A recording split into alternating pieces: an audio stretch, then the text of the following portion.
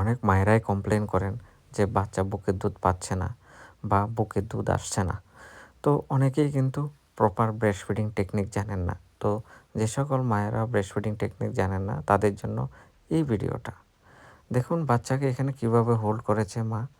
বাচ্চার মাথা, ঘাড় এবং কোমর তিনোটা কিন্তু একই লাইনে থাকতে লাগবে এবং মায়ের পেটের সঙ্গে বাচ্চার পেট স্কিন টু স্কিন কন্ট্যাক্ট হতে হবে।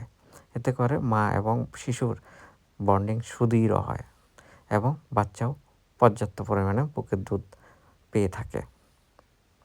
এখন একটা ছবিতে দেখানো হয়েছে কিভাবে সঠিক পদ্ধতিতে বুকের দুধ পান করাতে হয়।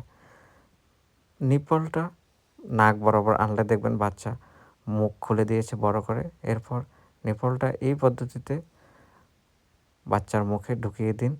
দেখবেন সঠিকভাবে বাচ্চা সাকলিং করলেই পর্যাপ্ত পরিমাণে বুকের দুধ পাচ্ছে। দেখতে হবে বুকের দুধের যে এরিওলা অর্থাৎ কালো অংশটা পুরোটাই বা বেশিরভাগ অংশে যাতে বাচ্চার মুখের ভিতরে থাকে।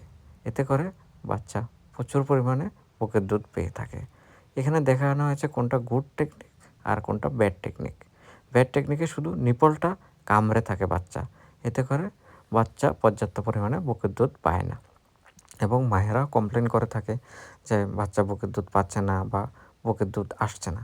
আসলে কিন্তু টেকনিকটা রং হওয়ার কারণেই এই ঘটনাটা ঘটে থাকে। অনেক মায়েরাই কিন্তু এটা জানেন না। তো আশা করি আজকের এই ভিডিওটা আপনাদের কাজে লাগবে।